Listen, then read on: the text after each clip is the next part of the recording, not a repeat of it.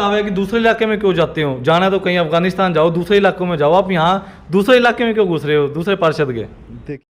नमस्कार, मैं चिराग शर्मा और इस समय हिसार के सेक्टर 13 कम्युनिटी सेंटर के अंदर मौजूद हूँ और अभी मेरे साथ पार्षद अमित ग्रोवर मौजूद हैं। सो कुछ सवाल हैं आम जनता के अमित ग्रोवर जी के समक्ष, और कहीं ना कहीं अगर बात करूँ जो नगर निगम में मीटिंग हुई थी कुछ मुद्दों को लेकर, उस मीटिंग में क्या रहा, क्या फैसले थे, और अगर बात करूँ जो हाउस टैक्स कहने के हाउस टैक्स की जो गड़बड़ी थी, लोगों को काफ़ी लंबा समय चक्कर पर चक्कर काटने पड़ रहे थे और घन चक्कर भी लोग हो चुके थे अपने आप के अंदर ही, क्योंकि लोगों को परेशानियों का सामना करना पड़ रहा था। जिसी के चलते हुए हिसार के सेक्टर 13 में कम्युनिटी सेंटर में एक टीम बिठाई गई। पार्षद अमित ग्रोवर खुद मौके पर मौजूद थे और लोगों के हाउस टैक्स सही कराते जा रहे थे। सो फिलहाल चलते हैं, कुछ सवाल है लोगों के, जान लेते कि इनका क्या कहना है इन सवालों को लेकर। तो फिलहाल पार्षद साहब मौजूद है। सर नमस्कार। नमस्कार सर। सर कैसे, पहले तो बताओ। बढ़िया, बिल्कुल, आप बताइए। सब बढ़िया जी। अमित जी एक बताइए, जो हाउस की मीटिंग हुई है नगर निगम की अगर बात करूं, उसमें क्या क्या फैसले लिए गए हैं? कुछ नए फैसले आम जनता के हक में आए हैं या नहीं अभी? देखिए, डेवलपमेंट की बात होती है, विकास कार्यों की बात होती है, उसको करने का किया गया है। रूटीन के जो वर्क रहते हैं, जो हमारे पार्षद लिख करके देते हैं एजेंडा कि ये काम उनके वार्ड में होने चाहिए, उस पर मोहर लगाई गई है। उसके अलावा कुछ और अन्य जो विशेष तौर पे एजेंडे होते हैं वो भी होते हैं, लेकिन मेन विशेष मुद्दा जो आज का था वो प्रॉपर्टी टैक्स सर्वे को लेकर के था। ठीक है। उसको हम लोग लेके गए थे, तो मैंने वहाँ अपना पक्ष भी रखा और उसके खिलाफ जैसी कंपनी जो सर्वे कर रही है उसके खिलाफ पुख्ता प्रमाण पेश किए। कंपनी के अधिकारी भी मौजूद थे, लेकिन उनके पास कोई जवाब नहीं था उन प्रमाणों के आधार पर। ठीक है। तो सभी ने मिल करके इस सर्वसम्मति से इसका समर्थन किया। ठीक है जी। और कंपनी के ऊपर एक तो उसके पेमेंट भुगतान पर रोक लगा दी गई है। ठीक है जी। कि जब तक सर्वे बिल्कुल ठीक नहीं होगा तब तक भुगतान ना किया जाए। और दूसरी मेरी मांग थी कि कंपनी को सर्वे दोबारा करना चाहिए। ठीक है। क्योंकि कंपनी का जो ये एग्रीमेंट हम निकलवा के लाए थे, ये मैंने पेश किया वहाँ पर। ठीक है। निगम में सब अधिकारियों को भी दिया और मेयर साहब को भी दिया। ठीक है जी। और सभी पार्षदों को भी बताया। ठीक है जी। उसमें यही लिखा था कि कहीं भी ये लिखा नहीं है कि सर्वे अगर गलत होता है तो लोग आकर के नगर निगम में लाइन में लग करके अपने कागज दोबारा जमा करवाएंगे, ऐसा नहीं लिखा है। ठीक है। 19 करोड़ का टेंडर था हिसार जोन का, और उसके अंदर टेंडर में लिखा गया है कि आपको घर घर जाके मालिक से मिल करके सर्वे करना है। ठीक है। अब मालिक से मिलकर अगर सर्वे किया होता, आपने रजिस्ट्री देखी होती, डॉक्यूमेंट देखे होते, तो आपके जो सर्वे था वो 90% गलत नहीं होता। ठीक है। और उसके अंदर जो प्रावधान था कि कंडीशन क्या है, तो वो कंडीशन भी मैंने उपलब्ध करवाई अधिकारियों को भी, उनको भी, कि इसमें कंडीशन है कि 5% से ऊपर अगर गलत है तो कंपनी को सर्वे करना पड़ेगा, उस पर कोई फाइन नहीं होगा, ना ही उसे कोई अलग से चार्ज दिया जाएगा।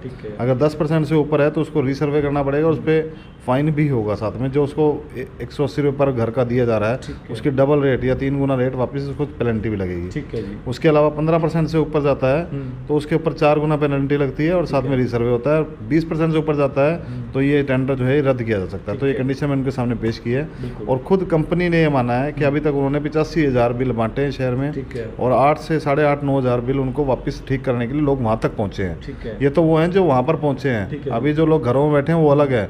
अगर उनको मिला लिया जाए और बिल अगर निकाले जाए तो 50% से ज़्यादा गलत बिल है। उसके आधार पर ये जो कंपनी का टेंडर है वो रद्द हो सकता है। लेकिन अभी 10% आधार आंकड़ा उन्होंने दिया है कि 10% का आंकड़ा हमारे पास आया है, तो कैलकुलेट करें तो उन पर आधार बनता है कि वो रीसर्वे करें और उनको पेनल्टी भी लगे। तो इस आंकड़ों को देखते हुए, पुख्ता प्रमाणों को देखते हुए हाउस की बैठक में सबको ये देखना पड़ा, इसका समर्थन करना पड़ा कि ये जो टेंडर है इसका कंपनी के ऊपर जुर्माना भी हो और रीसर्वे भी और भुगतान की राशि पर रोक लगाई जाए। तो वो प्रस्ताव पास हो गया। तो सबसे बड़ी खुशी की बात शहर की जनता के लिए भी है, और हम लोग इतने दिनों से मेहनत कर रहे थे, हमने बिल भी जलाए वहाँ पर, हम लोगों ने विरोध भी किया, फिर हमने आंकड़े भी जुटाए। ये एग्रीमेंट का आंकड़ा है और इसके अंदर साफ साफ लिखा है वो 5% वाली जो बात है। ठीक है जी। जो ये 5% वाली बात है वो यहाँ पर लिखा हुआ है कि 5% पे ये जो है रीसर्वे करना पड़ेगा, इन पे वो नहीं होगा। उसके बाद 10% की बात है, 10% का भी लिखा हुआ रीसर्वे होगा, पेनल्टी होगी। 15% पे भी लिखा हुआ, और यहाँ पर देखिए आप ये लिखा हुआ है 20% मोर देन होगा तो termination of contract with clearing of the pending invoices, मतलब टर्मिनेट भी हो सकता है। तो ये आंकड़े हमने जुटाए और सामने पेश की साक्ष्य, तो उनको मानना पड़ा, सभी को मानना पड़ा, और कंपनी पर ये कार्रवाई हो चुकी है। ठीक है सर, अगर आपके नगर की बात करूँ, जिस इलाके के पार्षद हैं उसके जुड़े हुए कुछ मामले थे, उनको आपने उठाया वहाँ पर विकास? हाँ बिल्कुल, वो सबसे बड़ा मुद्दा तो ये हिसार का मुद्दा था। देखिए, वार्ड का तो है, वार्ड का प्रतिनिधि हूँ, लेकिन मुझे हिसार भी देखना है कि हिसार में जो जनता वो भी अपनी है। तो ये मुद्दा पूरे हिसार के लोगों का था, इसको हमने उठाया। उसके अलावा हमारे वार्ड से मेन समस्या हमारे बंदर पकड़ने की है, कुत्तों की संख्या ज़्यादा, उसकी नसबंदी करवाने की है, बेसहारा पशुओं को हटाने की है, वो मुद्दा हमने उठाया। उसके अलावा पार्कों के नवनिर्माण, जितनी ग्रीन बेल्ट सेक्टर 9-11 की पड़ी है, 16 की टूटी हुई है, उनका नवनिर्माण करवाना, सड़कों में पैच वर्क कराना, और 3 साल के बाद जब 3 साल पूरा हो जाएगा सड़क बने हुए तो सड़कें नहीं बनवाना। इस तरह के सभी मुद्दे हम लोगों ने उठाए हैं, उनको सर्वसम्मति से पास किया गया है। बिल्कुल। अमित जी को बताइए, आपके एक अगर बात करूं, एक पार्षद साथी हैं, उन्होंने भी कहीं ना कहीं एक वीडियो वायरल हुई थी, उन्होंने एक बयान दिया था कि अमित ग्रोवर जान करके हाईलाइट होना चाहते हैं हर मुद्दे को लेकर। क्या ऐसा कुछ है वैसे मन में? देखिए, हाईलाइट तो होना पड़ेगा। अगर जनता के मुद्दे उठाने हैं आपको और जनता के साथ चलना है तो आपको हाईलाइट होना भी पड़ेगा और होना भी चाहिए। जो मैं काम कर रहा हूँ, जिस काम से बेनिफिट हो रहा है, जनहित का काम है, तो वो जनता के सामने जाना चाहिए। पर वो उनका दावा है कि दूसरे इलाके में क्यों जाते हो, जाना है तो कहीं अफगानिस्तान जाओ, दूसरे इलाकों में जाओ, आप यहाँ दूसरे इलाके में क्यों घुस रहे हो दूसरे पार्षद के? देखिए, ये उनकी सोच है, मानसिकता है, वो बौखला गए हैं या डर गए हैं, ऐसा कुछ है। ऐसा है, वार्ड किस लिए बनते हैं मैं आपको बताना चाहूँगा। एक शहर को वार्डों में विभाजित किया जाता है क्योंकि शहर होता है बहुत बड़ा। अब उसमें कुछ एक लोगों को वार्ड मतलब कुछ एक एरिया शामिल कर देंगे तो उसमें एक प्रतिनिधि होगा तो वो उस शहर की, उस जगह की समस्या अच्छे से रख पाएगा।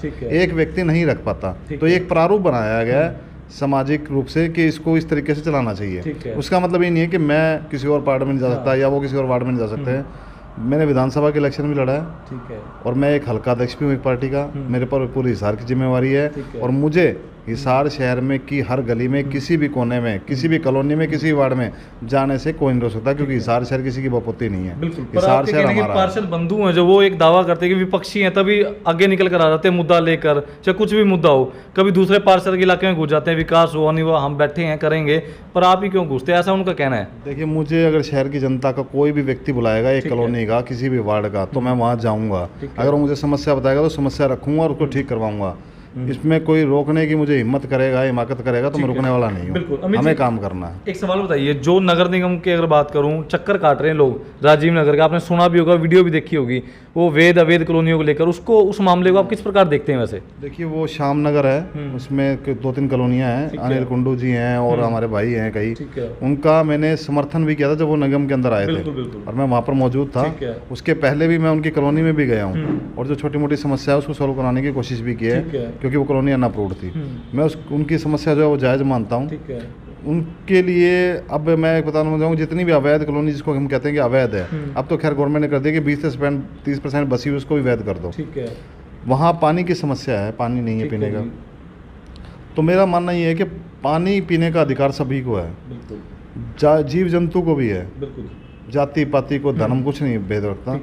कॉलोनियों के अंदर जहाँ भी कॉलोनी बसी है, जहाँ भी लोगों ने प्लाट लिए हैं, वहाँ पर पानी तो तुरंत प्रभाव से मुहैया कराना चाहिए। सुप्रीम कोर्ट का भी ऐसा एक आदेश है, अगर मुझे मिला ये डॉक्यूमेंट निकलवाने का जांच पड़ताल करने के बाद तो मैं निकलवाऊंगा और उसके आधार पर हम कोशिश करेंगे कि पानी की लाइनें तो हर कॉलोनी में, हर घर को पानी मिलना जरूरी है। ठीक है। पर एक अंतिम सवाल, कहीं ना कहीं पार्षद बंधु ऐसे हैं जो ये कहते हैं कि इसकी नज़र, उनका ऐसा कहना है कि इनकी नज़र अगर बात करूँ विधायक की कुर्सी पर है, तो ऐसा कुछ सच है इस बात में, कितना तथ्य है? देखिए, काम करना चाहिए हमें। ठीक है। मेरा एक ही मकसद है, एक ही मेरी उसको आप बोलिए सोच है कि मुझे काम करना है। काम करने के बाद पब्लिक जानेगी, जनता सर्वोपरि है। आप जनहित में काम करते हैं, हर व्यक्ति के काम आते हैं, हर व्यक्ति के सुख दुख में काम आते हैं और लोगों ने मुझे चुना है। लोग क्या करते हैं, चुनने से पहले तो काम करते हैं, जब वो बन जाते हैं तो घर बैठ जाते हैं। लेकिन असली काम क्या है, चुनने के बाद जब आपको पद मिल गया, पावर मिल गई, आपको एक जिम्मेदारी मिल गई, आज मैं पार्षद बन गया, तो पार्षद बनने के बाद मुझे और ज़्यादा काम करना चाहिए क्योंकि आज मेरे पास काम करने का एक राइट है, पावर है। और उससे पहले मैं करता था वो तो अलग बात थी। इसी तरह हम लोग काम करेंगे, पब्लिक ने देखना, जनता ने देखना, जनता जो जिम्मेवारी, जो सेवा मुझे देगी वो मैं 100% निभाऊंगा और मुझे आगे बढ़ाना चाहती है जनता तो मैं आगे भी बढ़ूंगा, मेरा अधिकार भी है। और अगर नहीं बढ़ाना चाहेगी तो मैं बिना पद के रहते हुए भी सेवा करने का काम करूंगा। आपके पार्षद साथी हैं हिसार में जितने भी हैं, वे काम करते हैं या घर ही बैठे रहते हैं कुर्सी मिलने के बाद? देखिए, वो उनके वार्ड की जनता बताएगी कि वो काम करते हैं नहीं करते। आप 20 वार्ड में चले जाओ, कोई अगर अच्छा बोलता तो अच्छा काम भी करते होंगे। हर कोई अपने समर्थ अनुसार काम करने की कोशिश करता है। काम करने का जो तरीका होता है ना, वो डिपेंड करता है कि आप काम क्या करते हो और कैसे करते हो। अब मैं भी उतना ही काम कर रहा हूँ, हो सकता है वो भी उतना ही कर रहे हो। पर आप ज़्यादा हाईलाइट क्यों, कारण क्या है? क्या ऐसी जादू की छड़ी घुमाते हो जो और पार्षद पूरे हिसार में नहीं है, आप ही हाईलाइट रहते हो? देखिए, ऐसा नहीं है, मेरे को तो काम करना है और काम करने का तरीका मेरा अलग है। मैं वही काम देखता हूँ जो पब्लिक के ज़्यादा काम में आए। और वो अलग तरीके के काम होते हैं, नए कंसेप्ट होते हैं, एक विज़न के तहत मैं काम करता हूँ। मेरा विज़न है स्वच्छता, सुरक्षा और शिक्षा, ये जो वर्ड है ना, 3-4 वर्ड है, स्वास्थ्य, इनमें सब कुछ आ जाता है। आप स्वास्थ्य में अगर पार्कों के, आप मेरे पार्क जाकर देखेंगे, सब में ओपन जिम लगे हुए हैं, सब वेल मतलब मेंटेन्ड हैं। दूसरा, आप मेरे रोड देखेंगे पेड़ पौधों से भर दिए हमने, सुबह लोग शाम को सैर करते हैं, उनके स्वास्थ्य पर बढ़िया प्रभाव पड़ता है। उसके अलावा स्वच्छता पे आ जाओ, सीवरेज की सफाई टाइम पे होनी चाहिए, गंदगी जहाँ पर उसको हटा करके पेड़ पौधे लगा दिए हमने, स्वच्छता रखो। सुरक्षा की बात, आपके एरिया में सुरक्षा होनी चाहिए, कैमरे लगे होने चाहिए। शिक्षा के ऊपर आप करेंगे तो स्कूल आपके अच्छे होने चाहिए, आपके स्कूल के आसपास जो लोग बच्चे हैं जो पढ़ना चाहते हैं उनको पढ़ाना चाहिए। तो ये एक विज़न होता है, आप विज़न के तहत काम करो, सोच लेके चलो। अब मैंने एक मेरे माइंड में एक सोच है कि हमारे यहाँ पर आप आकर के देखेंगे सेक्टर 16 में एक स्पोर्ट्स पार्क है जो कि किसी वार्ड में नहीं है। आप आकर देखें 400 बच्चे सुबह और शाम, वहाँ पे कोचेज़ भी हैं, अवेलेबल हैं, एथलीट भी है, कुश्ती भी है, कबड्डी भी हो रही है। और अब मैं डिमांड करने जा रहा हूँ कि मेरे वार्ड के सेक्टर 13 है, 16 है, नौगहरा और जो भी कॉलोनी है, हर जगह एक स्पोर्ट्स ग्राउंड जरूर होना चाहिए ताकि बच्चे खेल सकें। ये मेरा विज़न है। तो इस तरह के विज़न है मेरे। जो मुख्य रोड है, आप सेक्टर 13 का मुख्य रोड देख लो, 16 का देख लो, नौगहरा का देख लो, सब में मैंने पेड़ पौधे का प्रोविजन कर दिया, पक्का हटा के कच्चा कर दिया, पेड़ पौधे लगा रहे हैं हम, हरा भरा होना चाहिए, ये मेरा विज़न है। 2 ग्रीन बेल्टें मैंने चूज़ की हैं जिसके अंदर मैं उद्यान बनाना चाहता हूँ, जिसके अंदर कच्ची पगडंडी होगी, पेड़ पौधे होंगे, पक्षियों के लिए चबूतरा होगा, खाना दाना डालने के लिए पानी होगा, कुंड होगा, ये मेरे विज़न है। पर सर कहीं ना कहीं ये गली आपकी सेक्टर की मैंने देखी है, वो थोड़ी सी उनको कहीं ना कहीं रिपेयरिंग की जरूरत है। उस रोड को आप करवा पाएंगे? मेरे काफ़ी लंबा, मेरे को 6 महीने हो चुके देखते हुए, वो इंडस पब्लिक स्कूल की तरफ भी निकलती है और यहाँ पर भी रूटीन के काम होते हैं। ये जो काम है ना, कुछ काम रूटीन में चलते हैं। आज आपने सड़क बनाई, 1.5 साल में 1 साल में वो सड़क घिस जाएगी। कुछ लोग पानी डालते हैं, कुछ ज़्यादा व्हीकल होता है तब टूटती है, उसको 3 साल से पहले आप सड़क नहीं बनवा सकते, ये एक नियम है। आज मैं कह दूँ मेरी सड़क 2 साल में टूट गई तो मैं 1 साल वो सड़क बनवा नहीं पाऊंगा। लोग तो कहेंगे भी सड़क क्यों नहीं बन रही, नहीं, नियम कायदे हैं कुछ, उसके अनुसार हमें चलना पड़ता है। हाँ, पैच वर्क लगता है, वहाँ पैच वर्क हो सकता है। पैच वर्क बारिश में नहीं हो सकता, हो सकता है बारिश के दौरान पानी खड़ा रहता है सड़कों पर तो सड़कें टूट जाती हैं, उस दौरान आप पैच वर्क नहीं लगा सकते। सर्दियों में आप सड़क नहीं बना सकते, पैच वर्क नहीं कर सकते। तो एक अच्छी कंडीशन होती है। ये रूटीन के काम तो चलते रहेंगे, देखो ये होगा और हम ठीक करवाएंगे, ये चलता रहेगा। गर्मी है तो क्या लगता है कुछ ऐसा हो? हाँ, मेरे पैच वर्क का टेंडर हो चुका है, 10 लाख का टेंडर हुआ है जिसके अंदर हम पैच वर्क करवाएंगे, पहले भी करवाए थे। इस तरह के कार्य लगातार चल रहे हैं, ये रूटीन के काम है। देखो ये तो होगा, कभी कोई सीवरेज है वो ब्लॉक हो जाएगा, उसका पानी बाहर आ जाएगा, 2 दिन में हम उसको ठीक भी करवाएंगे। ये तो रूटीन के वर्क है। मकसद है जो लंबे लॉन्ग टर्म के लिए आप क्या कर रहे हो जिससे लोगों को फायदा मिल रहा है, ठीक है जी, वो हम कर रहे हैं। बिल्कुल। कोई शहर वासियों के लिए आपकी तरफ से कोई संदेश, कोई मैसेज? शहर वासियों के लिए संदेश यही है, एक तो हमने एक मुहिम चलाई है बच्चों को पढ़ाने की। ठीक है। ऐसी लड़कियां जो सुबह जाकर के घरों में काम करती हैं, उनकी मजबूरी है, शाम को हम लोग उनको पढ़ाना चाहते हैं, उनके लिए हम मुहिम शुरू कर रहे हैं। ऐसे ही बच्चे उनके आसपास भी होंगे। अगर हम किसी गरीब व्यक्ति की मदद करना चाहते हैं, उसको पैसा दे दोगे, आप राशन दे दोगे, 1 महीने में ख़त्म हो जाएगा। लेकिन आप उनके बच्चों को पढ़ाने का अगर गोद ले लोगे 1 साल के लिए, 2 साल के लिए, 4 साल, अगर वो पढ़ गए, उसके बाद उनकी तमाम उम्र की रोजी रोटी बनेगी।